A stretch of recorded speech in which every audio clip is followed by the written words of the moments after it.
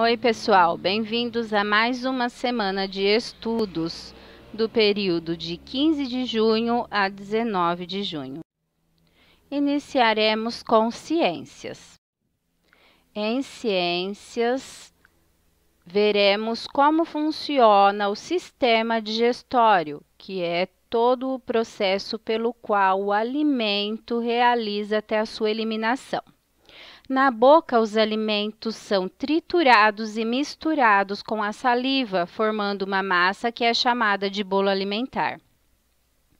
O bolo alimentar é empurrado pela língua para a faringe, para o esôfago e depois para o estômago. No estômago, o bolo alimentar permanece por 3 a 4 horas, enquanto os carboidratos, proteínas e gorduras são quebradas pelas enzimas do suco gástrico. Quando está suficientemente líquido, passa a se chamar quimo. Depois do estômago, o quimo vai para o intestino delgado e é misturado ao suco pancreático, à bile e ao suco intestinal. Do próprio intestino passa a se chamar então quilo. Os nutrientes, águas e sais minerais são aproveitados e levados pelo sangue para as células. Aqui vemos também nessa imagem onde está localizado o fígado, que é o produtor da bile, que é aquele líquido que auxilia na digestão de gorduras. Também o pâncreas, que produz o suco pancreático, que auxilia no processo da digestão do amido e do açúcar. E vemos também na imagem o ânus, que é a porção final do tubo digestório por onde as fezes são eliminadas.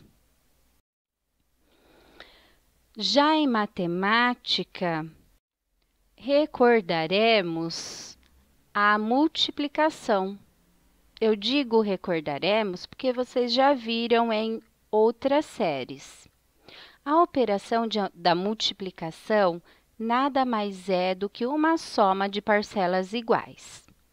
E temos os termos da multiplicação. O 12, que é o primeiro fator que eu multiplico, é chamado de multiplicando. O 3, que é o segundo fator, é chamado de multiplicador.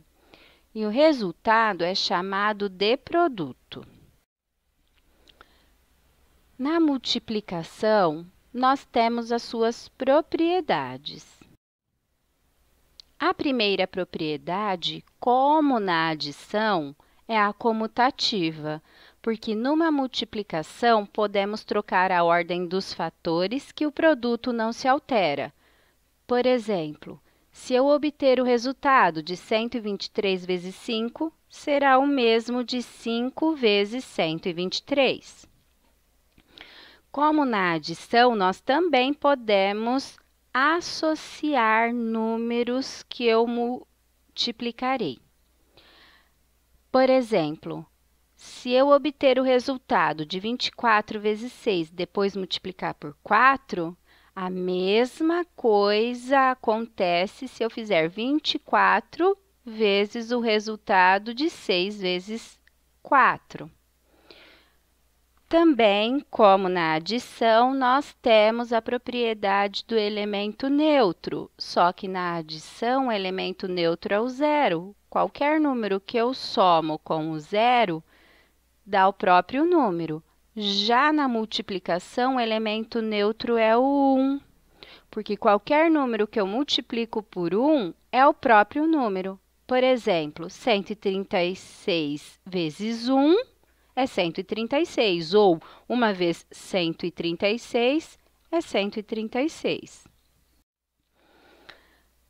A novidade na propriedade da multiplicação é a propriedade distributiva, que para resolver o problema da propriedade distributiva, nós temos dois processos que podemos realizar. O primeiro Eu realizo a soma de 5 mais 3, que dá 8, e depois eu faço a multiplicação. 4 vezes 8, 32.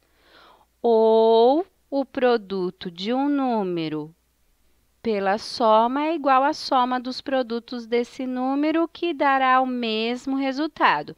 Se eu fizer 4 vezes 5 mais 4 vezes 3, o resultado será 32 também. Em língua portuguesa, continuando o texto científico, teremos a ilustração científica, que tem o objetivo de fazer a divulgação de conhecimentos das ciências. Elas são executadas para serem reproduzidas em publicações científicas, livros técnicos de divulgação, entre outros. Rigor, objetividade e exatidão na comunicação são essenciais para a representação ser fiel. É uma técnica especializada que já tem 5 séculos de existência e serve a naturalistas, médicos, biólogos, astrônomos, entre outros.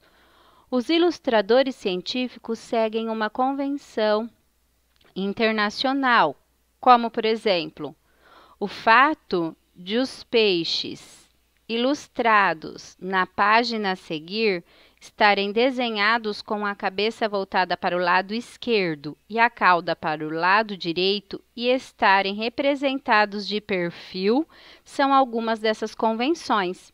É muito comum o ilustrador observar a natureza de uma determinada região e catalogar espécies, animais ou vegetais. Atualmente, alguns ilustradores incorporam o computador como ferramenta auxiliar de trabalho.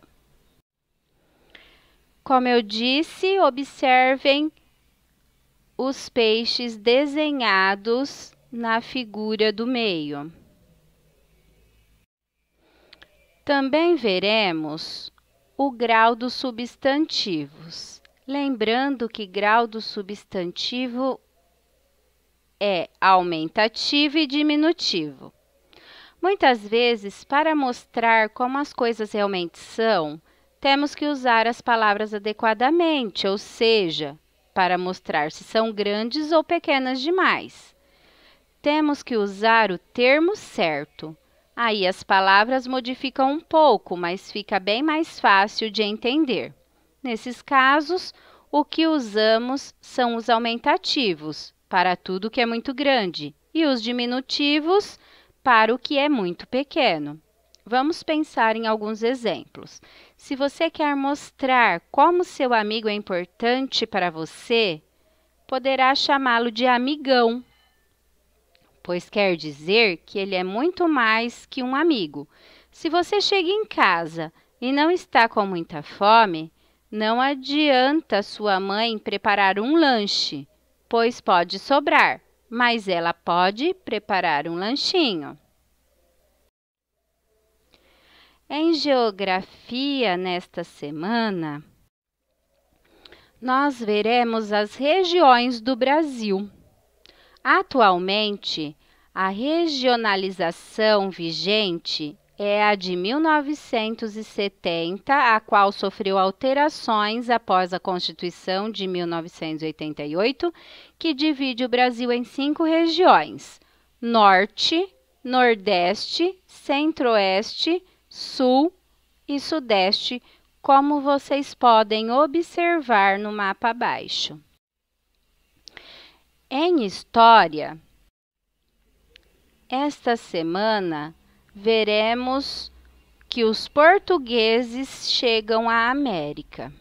Enquanto os espanhóis navegavam principalmente para a América Central, os portugueses tomaram outro rumo. Eles não só descobriram o caminho marítimo para as Índias, como chegaram às terras que mais tarde seriam o Brasil. Em 1500, a mando do rei de Portugal, Pedro Álvares Cabral, comandou uma expedição marítima para o Oriente, ou as Índias. Durante o percurso, Cabral afastou-se da costa africana e acabou chegando ao Brasil. Eu desejo que vocês tenham uma ótima semana de estudos e não deixem de assistir aos vídeos explicativos das aulas.